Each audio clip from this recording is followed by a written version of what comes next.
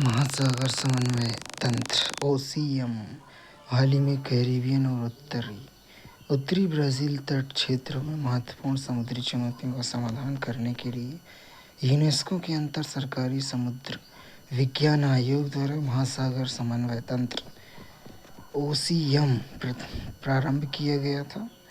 महासागर समन्वय तंत्र इसे 10 वर्षीय CLME plus strategic action programme CLAM plus SAP के तहत विकसित किया गया। उद्देश्य सतत समुद्री संसाधन प्रबंधन के लिए सहयोगात्मक शासन ढांचा स्थापित करना, केंद्रीय क्षेत्र विस्तृत कैरिबियन और नॉर्थ ब्राज़ील सेल्फ NBSLME लक्ष्य और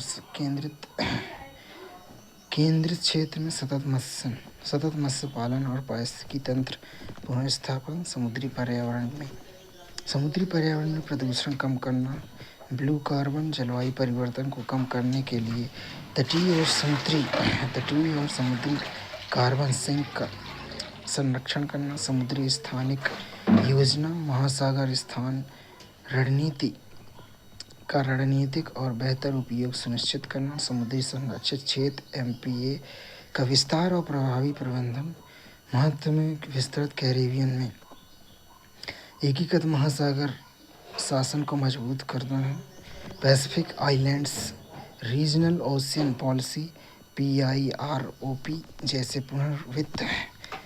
जैसे पुनर्वर्ती अनुभवों पर आधारित है। वित्त पोषण में ग्लोबल एनवायरनमेंट फैसिलिटी GEF का द्वारा समर्थित है। UNDP GEF Pro Caribe plus project UNDP GEF Pro Caribe plus project 2024 से 28 के तहत $15 मिलियन आवंटित किए गए हैं।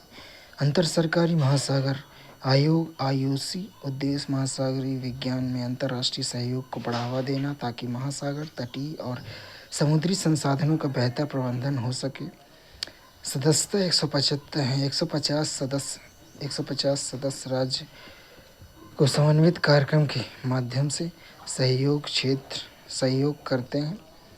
उद्देश्य मुख्य क्षेत्र में क्षमता विकास, महासागर अवलोकन और सेवाएं, समुद्री वैज्ञानिक अनुसंधान, सुनामी चेतावनी प्रणाली, महासागर साक्षरता पहल, भूमिका और महत्व में आर्थिक, सामाजिक और सतत विकास को समर्थन देने वाला वैज्ञानिक ज्ञान को बढ़ावा देना, महासागर अनुसंधान और शासन के माध्यम से शांति और वैश्विक प्रगति को बढ़ावा देना, वैश्विक नेतृत्व सतत विकास के लिए महासागर विज्ञान के संयुक्त राष्ट्र दशक 2021 से 2030, जिसे महासागर दशक ओशियन डिकेड के रूप में भी जाना जाता है, का समन्वय करता है। IOC महासचिवालय पेरिस, फ्रांस में स्थित है। कैरिबियन महासागर यह उत्तर अटलांटिक महासागर का हिस्सा है। यह गल्फ ऑफ मैक्सिको के दक्षिण और सारगैसो सागर के दक्षिण पश्चिम में स्थित है। उत्तरी ब्राज़ील मग्न तट यह कैरिबियन सागर और अटलांटिक महासागर दोनों में फैला एक समुद्री क्षेत्र है।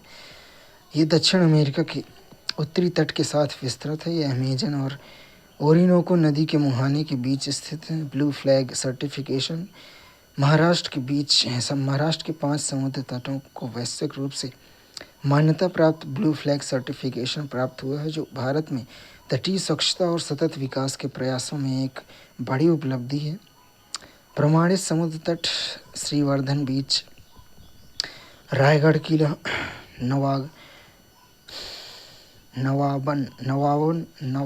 नगावन बीच, रायगढ़ जिला,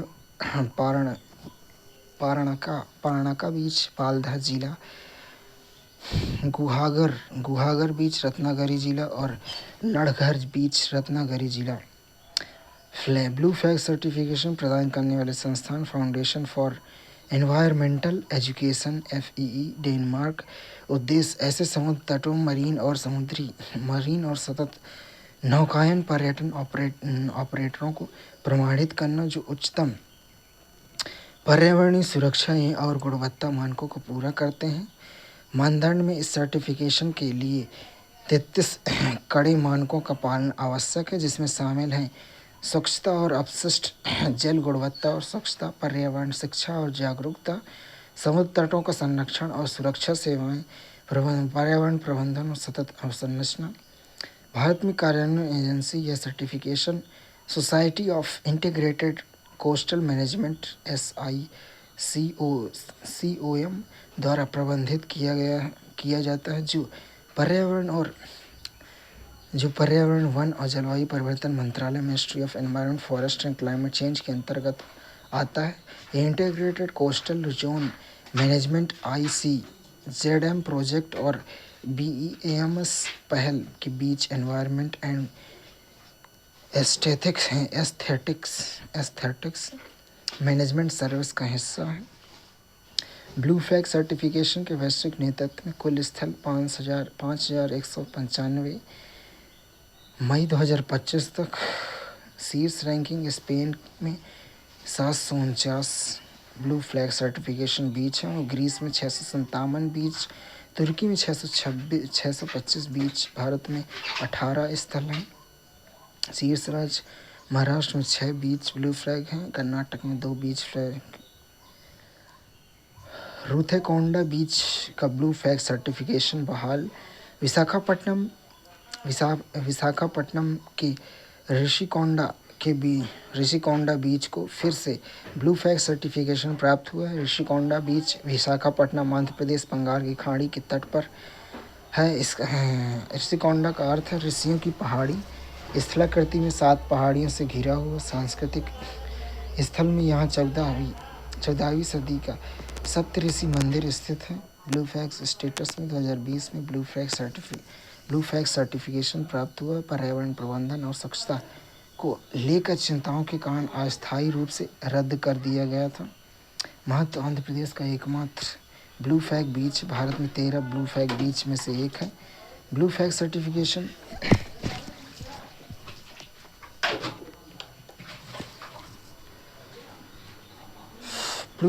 एक सर्टिफिकेशन जो किसी बीच मरीन या सस्टेनेबल बोटिंग टूरिज्म ऑपरेटर द्वारा प्राप्त किया जा सकता है और यह एक इको लेवल के रूप में कार्य करता है।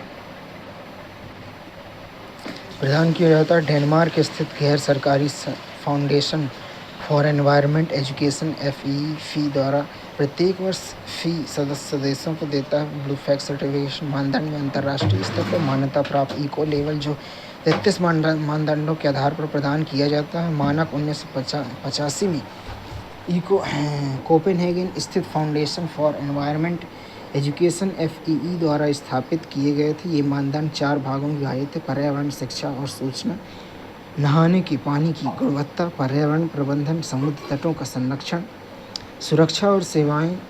BEAMS ब्लू फ्लैग सर्टिफिकेशन की तर्ज पर भारत ने अपना स्वयं का eco level beach environment and aesthetics management services BEAMS शुरू किया है।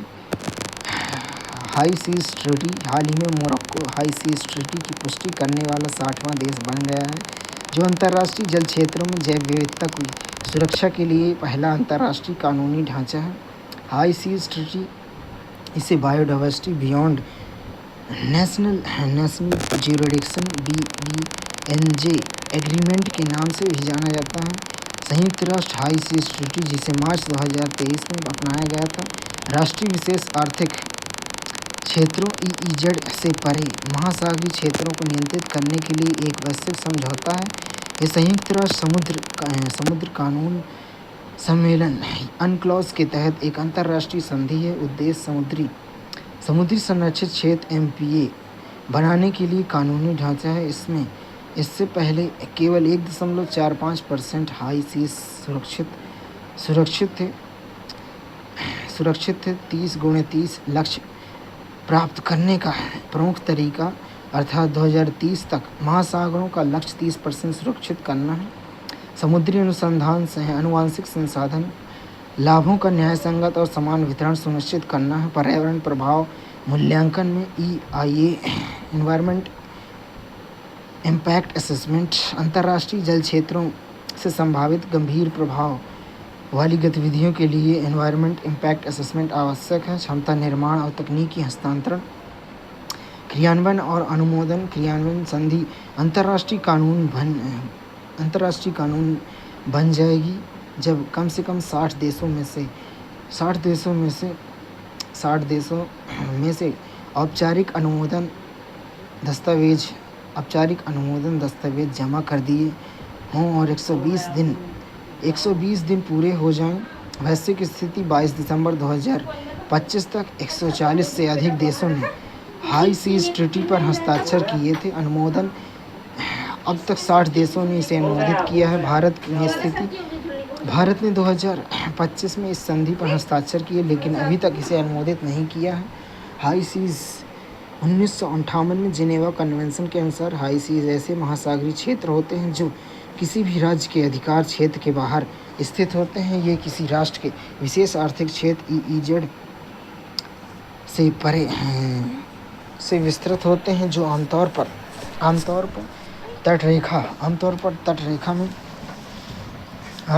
तटरेखा से 200 नॉटिकल माइल तक होता है। आर्द्रभूमि रामसर COP15 भारत में प्रस्ताव आर्द्रभूमियों के विवेकपूर्ण उपयोग हेतु सतत जीवन शैली को बढ़ावा देना है, जो रामसर आर्द्रभूमि अभिसमय के कॉन्फ्रेंस ऑफ पार्टीज COP15 में स्वीकार किया गया है, जिसका आयोजन जिम्बाब्वे में हुआ था। अधिकारिता इसे 172 अनुबंधित पक्षों, 6 अंतर्राष्ट्रीय संगठन, भागीदार और पर्यवेक्षकों द्वारा समर्थन प्रदान किया गया विषय में। यह आर्द्रभूमियों के संरक्षण में व्यक्तिगत और सामाजिक विकल्पों को उजागर करता है और राष्ट्रीय संदर्भों में गृह हितैषी जीवन शैली को बढ़ावा देता है। लाइट चली गई थी। लगा दूं? हाँ, लगा दो। देखना जब जाना तो मेरा फोन बचाना, ऐसे अकेले नहीं छोड़ना है।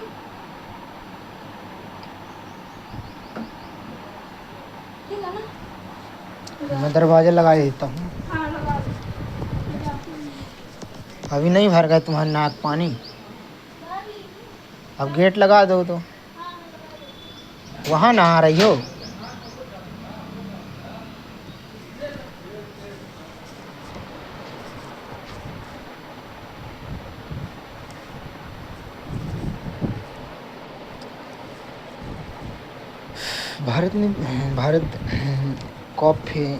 रामसर COP15 भारत के प्रस्ताव आर्द्रभूमियों के विवेकपूर्ण उपयोग हेतु सतत जीवन शैली को बढ़ावा देना को रामसर आर्द्रभूमि अभिसमय के कॉन्फ्रेंस ऑफ पार्टीज COP15 में स्वीकार किया गया, जिसका आयोजन जिम्बाब्वे में हुआ।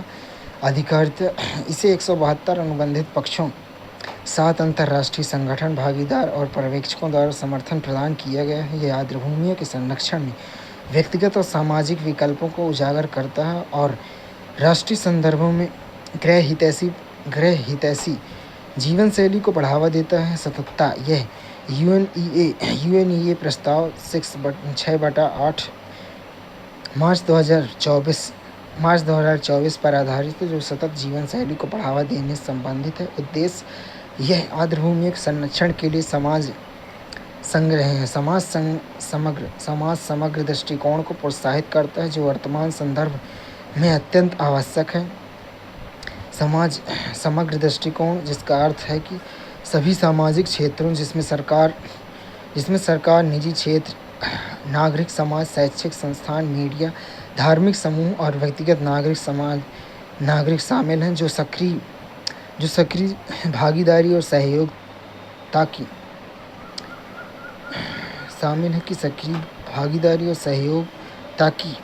सार्वजनिक स्वास्थ्य, आपदा, लचीलापन तथा यह सतत विकास जैसे सामाजिक लक्ष्यों को प्राप्त किया जा सके।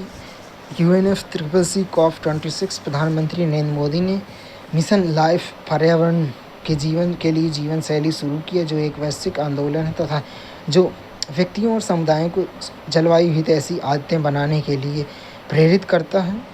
ग्लोबल वेटलैंड आउटलुक 2025 हाल ही में रामसर कन्वेंशन सचिवालय द्वारा ग्लोबल वेटलैंड आउटलुक 2025 जारी किया गया। ग्लोबल वेटलैंड आउटलुक GWO यह एक आवधिक मूल्यांकन है, जो वैश्विक स्तर पर आर्द्रभूमियों की स्थिति, प्रवृत्ति और चुनौतियों की जानकारी प्रदान करता है। GWO 2025 आर्द्रभूमियों का वैश्विक वितरण। वैश्विक स्तर पर आर्द्रभूमि लगभग 1425 से 1800 मिलियन हेक्टेयर तक फैली हुई है, जो पृथ्वी की सतह का लगभग 6% है। क्षरण के रुझान वर्ष 1970 में 70 से अब तक लगभग 411 मिलियन हेक्टेयर आर्द्रभूमि वैश्विक स्तर पर विलुप्त हो चुकी हैं, जो वैश्विक आर्द्रभूमि क्षेत्र का 22% की गिरावट को दर्शाती है। मुख्य कारण अनियोजित शहरीकरण, तेज औद्योगिक विकास और अवसंरचना निर्माण अफ्रीकी, लैटिन अमेरिका और कैरिबियन में आर्द्रभूमियों के नुकसान के प्रमुख कारण हैं। क्षेत्रीय खतरे में हालांकि यूरोप में सूखा सबसे बड़ा खतरा है, वहीं उत्तर अमेरिका और ओशिनिया में आक्रामक प्रजातियां प्रमुख दबाव डाल रही हैं, जो क्षेत्र विशिष्ट जोखिमों को दर्शाती हैं। आर्थिक संबंध आर्द्रभूमियों की स्थिति किसी देश के आय से संबंधित है।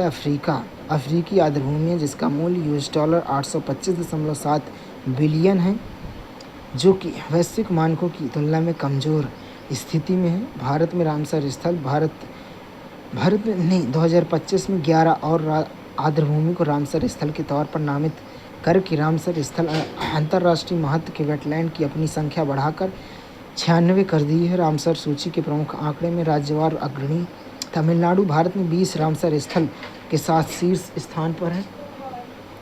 उत्तर प्रदेश 10 रामसर स्थल के साथ दूसरे स्थान पर है। वैश्विक रैंकिंग में भारत एशिया में प्रथम वैश्विक स्तर पर तृतीय स्थान पर है, जहां 96 रामसर स्थल स्थित हैं। भारत में आगे केवल यूनाइटेड किंगडम और मैक्सिको है। एशिया में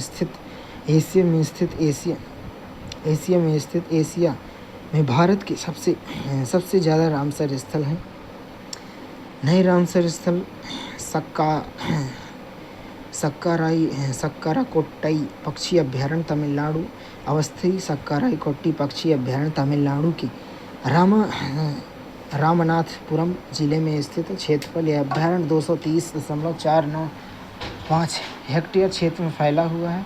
पारिस्थितिकी महत्व यह एक सिंचाई टैंक के रूप में कार्य करता है, जो क्षेत्र में कृषि के लिए जल संग्रह करता है। यह आर्द्रभूमि उच्च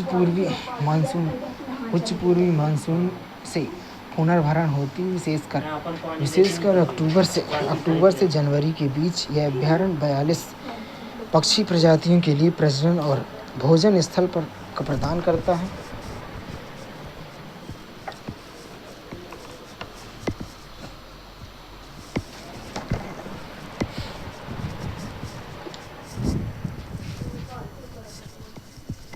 कैमरा लगा लो और वो बाल्टी रख लो, पॉलीथीन में बांध दो। बाल्टी रख ले। पॉलीथीन, अरे वो बाल्टी हाँ यहाँ रख ले, नहीं यहाँ रख ले, कैमरा लगा ले।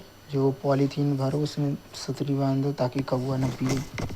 लगा लो दरवाज़ा।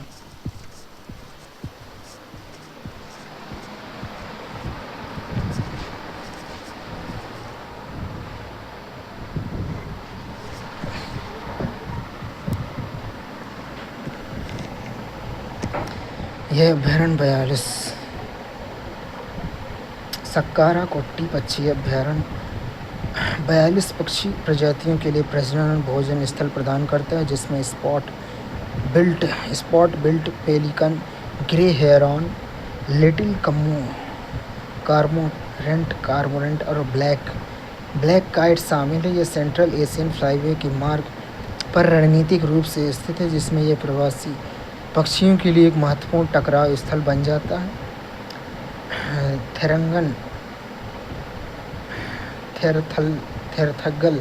थेरथगल पक्षी अभ्यारण्य तमिलनाडु। थेरथगल पक्षी अभ्यारण्य भी तमिलनाडु के रामनाथपुरम जिले में स्थित है। यह अभ्यारण्य 29.295 हेक्टेयर क्षेत्र में फैला हुआ है। पारिस्थितिकी महत्व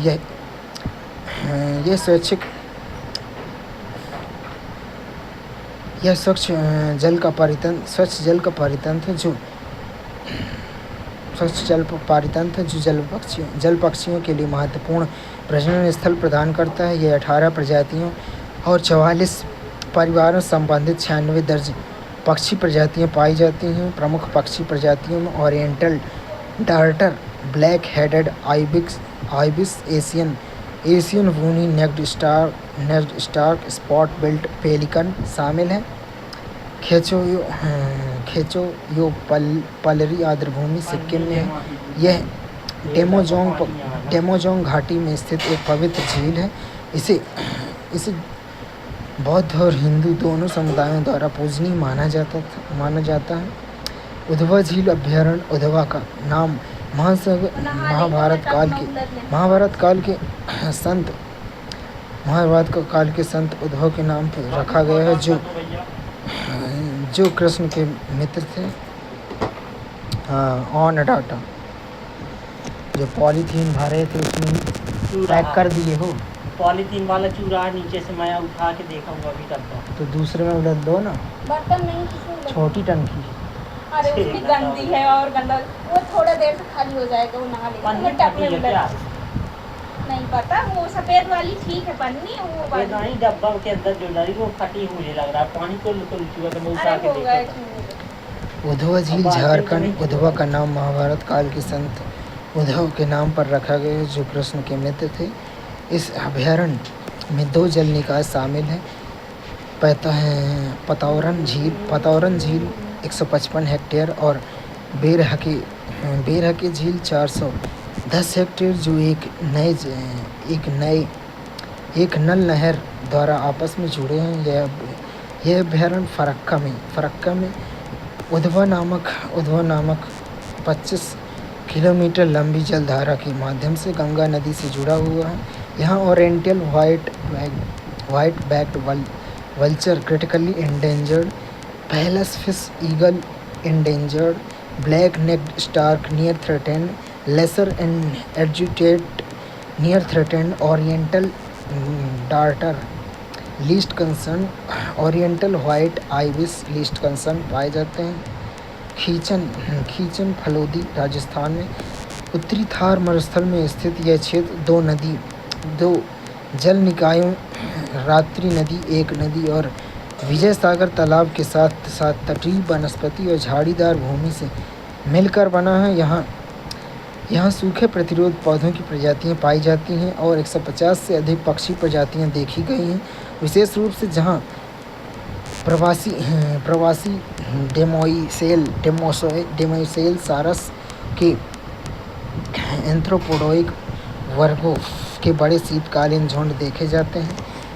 मेनार उदयपुर राजस्थान यह एक स्वच्छ जल की मौसमी आर्द्रभूमि है, जो 3 तालाबों ब्रह्म तालाब, धंध तालाब, खेडोडा तालाब तथा मानसून के जलमग्न होने वाली कृषि भूमि से निर्मित है। यहाँ लगभग 110 जल पक्षी प्रजातियाँ पाई जाती हैं। गंभीर रूप से संकटग्रस्त प्रजातियों जैसे white rumped vulture, Gyps bengalensis और long billed vulture, Gyps indicus यहाँ पाए जाते हैं। 70 से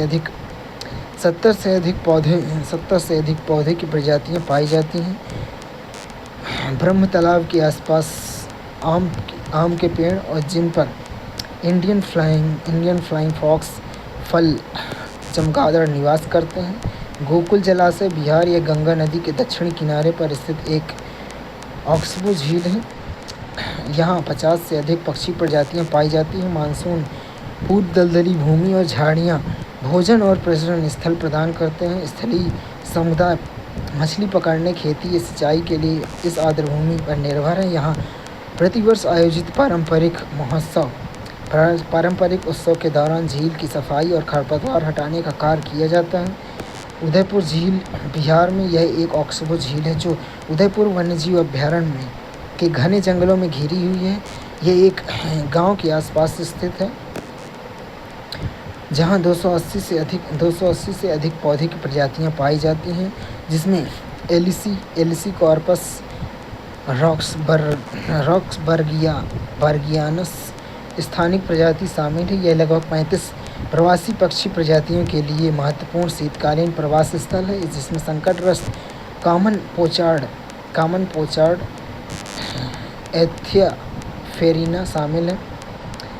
गोगाबील झील बिहार। गोगाबील झील एक स्थानिक ऑक्सबो झील है, जो कंकहर और महानंदा नदी की पुरानी धाराओं से बनी है। इसे महानंदा, गंगा और खंकहर नदियों के बाढ़ के जल प्राप्त होता है। इसे 2019 में बिहार का पहला सामुदायिक अभयारण्य कम्युनिटी रिजर्व घोषित किया गया था और बर्ड लाइफ इंटरनेशनल द्वारा महत्वपूर्ण पक्षी और जैव विविधता क्षेत्र IBA के रूप में मान्यता दी गई थी। यहाँ लेसर एड्यूटेड stork, Pallas fish eagle, black necked stork पाए जाते हैं। कोपरा जलाशय छत्तीसगढ़, यह छत्तीसगढ़ का पहला रामसर स्थल है जो बिलासपुर जिले में स्थित है। यह एक विशिष्ट परितंत्र है जिसमें प्राकृतिक और मानव निर्मित दोनों विशेषताएं शामिल होती हैं। इसे मूल रूप से सिंचाई और जलापूर्ति के लिए बनाया गया था, लेकिन समय के साथ यह स्वाभाविक रूप से एक आर्द्रभूमि परितंत्र में विकसित किया गया है। यह जलाशय मुख्यतः वर्षा पर निर्भर है। ऊपरी महानदी बेसिन की मौसमी धाराओं से पोषित होता है। यह प्रभावी पक्षियों के लिए शीतकालीन विश्राम और ठहराव स्थल के रूप में कार्य करता है। सिलीसैड झील राजस्थान, सिलीसैड अरावली पर्वतमाला में राजस्थान के अलवर शहर के पास स्थित एक मानव निर्मित झील है। इसे वर्ष 1845 में महाराजा विनय सिंह द्वारा अलवर शहर को पेयजल उपलब्ध कराने के लिए बनाया गया था। यह झील रूपारेल नदी की एक सहायक धारा पर बांध बनाकर निर्मित की गई है। इसका क्षेत्र लगभग 7 वर्ग किलोमीटर है और यह सरिस्का टाइगर रिजर्व के बफर जोन में स्थित है। आर्द्रभूमि रामसर सम्मेलन के अनुसार आर्द्रभूमि ऐसे क्षेत्र हैं जो दलदली, फेनलैंड, पीटलैंड या जल वाले क्षेत्र हैं, चाहे प्राकृतिक हों या कृत्रिम, स्थायी हों या अस्थायी।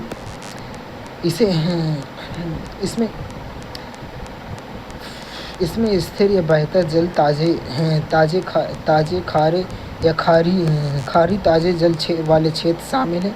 साथ ही समुद्री क्षेत्र भी जहां ज्वार के समय जल की गहराई 6 मीटर से अधिक हो। आर्द्रभूमियाँ स्थल भूमि और तटीय भूमि और जलीय जल पारिस्थितिकी तंत्र के बीच संक्रमण क्षेत्र होती हैं। रामसर सम्मेलन यह एक अंतर्राष्ट्रीय संधि है जो आर्द्रभूमियों के संरक्षण और सतत उपयोग पर केंद्रित है। इस संधि का नाम ईरान के रामसर शहर के नाम पर रखा गया है। यहाँ इसे 2 फरवरी 1971 को हस्ताक्षरित किया गया। रामसर सम्मेलन 1975 में लागू हुआ। 2 फरवरी को हर वर्ष विश्व आर्द्रभूमि दिवस के रूप में मनाया जाता है। भारत के पहले रामसर स्थल 1981, चिल्का झील ओडिशा और केवलादेव राष्ट्रीय उद्यान राजस्थान। भारत का सबसे बड़ा रामसर स्थल सुंदरवन पश्चिम बंगाल में है। वर्तमान स्थिति भारत में कुल 96 रामसर स्थल मौजूद हैं। मॉन्ट्रैक्स रिकॉर्ड रामसर सूची में उन आर्द्रभूमि स्थलों का पंजीकरण है जहां पारिस्थितिकी तंत्र में परिवर्तन महत्वपूर्ण हो रहा है या मानव हस्तक्षेप, प्रदूषण या तकनीकी विकास के कारण होने की संभावना है। वर्तमान में भारत में 2 आर्द्रभूमि रामसर आर्द्रभूमि मॉन्ट्रैक्स रिकॉर्ड में शामिल है। केवलादेव राष्ट्रीय उद्यान राजस्थान 1990 में शामिल हुआ और मॉन्ट्रैक्स रिकॉर्ड में यह भरतपुर में स्थित है और यूनेस्को विश्व धरोहर स्थल में भी शामिल है। लोकटक झील मणिपुर 1993 में मॉन्ट्रैक्स रिकॉर्ड में शामिल हुआ।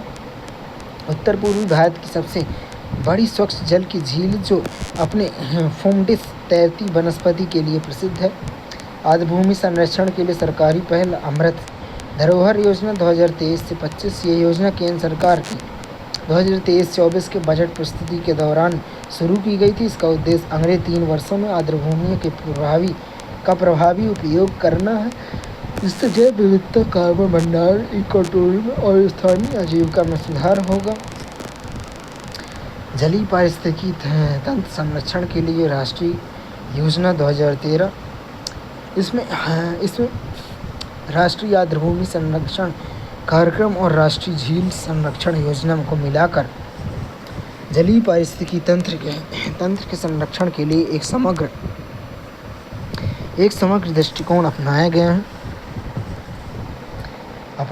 आर्द्रभूमि संरक्षण प्रबंधन नियम 2017, पर्यावरण संरक्षण अधिनियम 1986 के तहत राज्य आर्द्रभूमि प्राधिकरण की स्थापना की है। यह आर्द्रभूमि संरक्षण और प्रबंधन के लिए एक कानूनी ढांचा प्रदान करता है। राष्ट्रीय वन्यजीव कार्य योजना 2017 से 2031। यह योजना जैव विविधता संरक्षण और पारिस्थितिकी तंत्र सेवाओं के लिए आर्द्रभूमि संरक्षण को प्राथमिकता देती है, इसके तहत राष्ट्रीय आर्द्रभूमि मिशन के समर्थन किया गया। Wetland city accreditation WCA Indore और Udaipur wetland city accreditation WCA की वैश्विक सूची में शामिल होने वाले भारत के पहले 2 शहर बन गए हैं, इंदौर और उदयपुर। इंदौर की स्थापना होलकरों ने की थी। यह भारत का सबसे स्वच्छ शहर है और स्मार्ट सिटी अवार्ड 2023 के लिए अपने उत्कृष्ट स्वच्छता, जल और शहरी पर्यावरण के लिए सम्मानित हुआ है। शहर की सिरपुर झील, जो एक रामसर स्थल है, जल पक्षियों के एकत्र होने के लिए महत्वपूर्ण स्थल के रूप में मान्यता प्राप्त है और इसे बर्ड सेंचुरी के रूप में विकसित किया जा रहा है। उदयपुर के चारों ओर 5 प्रमुख आर्द्रभूमियां हैं।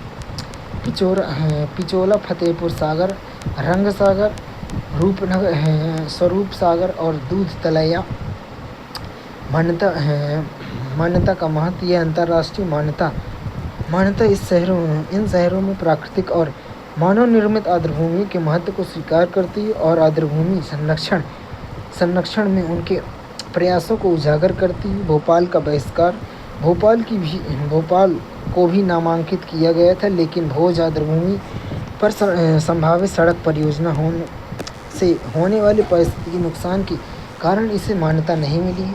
वेटलैंड सिटी एक्रेडिटेशन WCA कार्यक्रम यह स्वैच्छिक मान्यता प्रणाली है जो शहर को उनके आर्द्रभूमि संरक्षण के प्रयासों के लिए अंतर्राष्ट्रीय मान्यता देती है। इसे रामसर सम्मेलन की COP 12 2015 उरुग्वे में स्वीकृत किया गया था। उद्देश्य शहरी और उप शहरी आर्द्रभूमियों के संरक्षण और कुशल उपयोग को बढ़ावा देना है। शहरों में आर्द्रभूमि संरक्षण और पुनर्स्थापना के उपाय अपनाने के लिए प्रोत्साहित करना है। मानदंड में एक शहर को मान्यता प्राप्त करने के लिए निम्नलिखित 6 अंतर्राष्ट्रीय मानदंडों को पूरा करना आवश्यक है।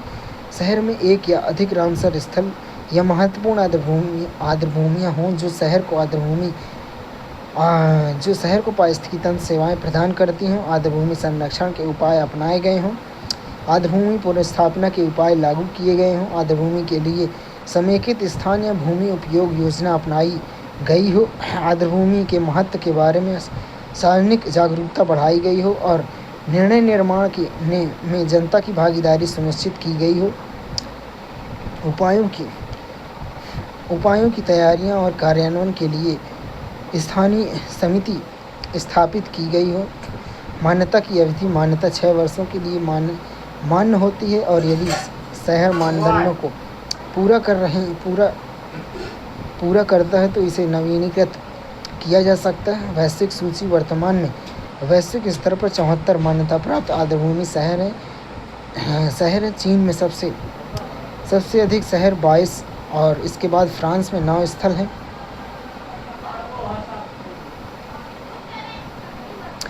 भोज आर्द्रभूमि यह रामसर स्थल है जिसे 2002 में नामित किया गया था।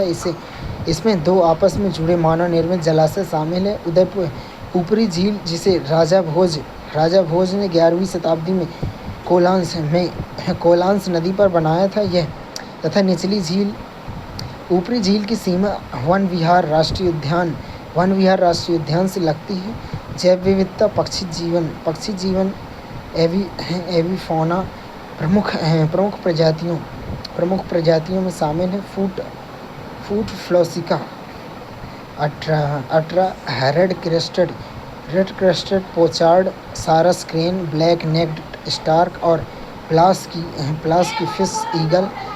जीव जंतु। वन विहार राष्ट्रीय उद्यान बड़े स्तनधारी जीवों जैसे चीतल, जंगली सुअर, नीलगाय और सांभर के लिए आश्रय प्रदान करता है। जैव विविधता धरोहर स्थल PHS कच्छ के लखतर तहसील के मुनेरी गांव जो 32.78 हेक्टेयर में विस्तृत है को गुजरात का पहला जैव विविधता धरोहर स्थल BHS घोषित किया गया है। गुनेरी गुनेरी एक इनलैंड मैंग्रोव है। दुर्लभ और पारिस्थितिकी दृष्टि से महत्वपूर्ण मैंग्रोव पारिस्थितिकी तंत्र संरक्षण में इसे जैव विविधता अधिनियम 2002 के तहत जैव विविधता धरोहर स्थल BHS घोषित किया गया है। यह विशेषता प्रत्यक्ष समुद्री जल पर निर्भर नहीं होता है। सामान्यतः तटीय मैंग्रोव के विपरीत समतल और वन जैसी भूमि पर विकसित होता है। कभी भी समुद्री जल के संपर्क में नहीं आता। गाद स्लज का जमाव नहीं होता है। अवस्थिति कच्छ गुजरात अरब सागर से 45 किलोमीटर और कोरी क्रीक से 4 किलोमीटर दूर है। जैव विविधता धरोहर स्थल BHS ये विशिष्ट और पारिस्थितिकी तंत्र से संवेदनशील पारिस्थितिकी तंत्र हैं जिनमें स्थानीय तटीय समुद्री इनलैंड जल क्षेत्र शामिल हैं जो समृद्ध जैव विविधता वाले होते हैं। जैव विविधता अधिनियम 2002 की धारा 37 के अनुसार राज्य सरकारें स्थानीय निकायों से परामर्श के बाद जैव विविधता समृद्ध क्षेत्रों को BHS के रूप में घोषित कर सकता है। केंद्र सरकार के परामर्श के बाद BHS के प्रबंधन के लिए नियम बना सकते हैं। BHS घोषित होने के कारण प्रभावित लोगों को मुआवजा प्रदान कर सकते हैं।